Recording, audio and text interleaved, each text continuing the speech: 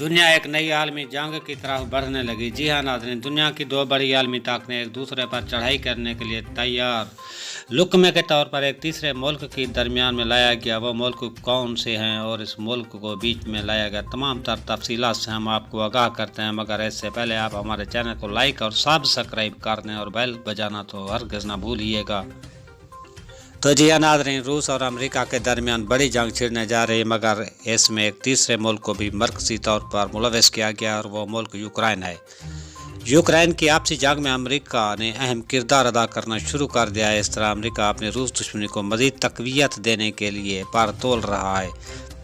اس جنگ سے دنیا کی تیل کی پیداوار سے مزید متاثر ہوگی۔ روس کمپنی شیل نے بھی تیل کی پیداوار کم کر دی ہے، جیسے تیل کے مہنگا ہونے کا شدید خطرہ ہے۔ دعا کریں کہ امن رہے۔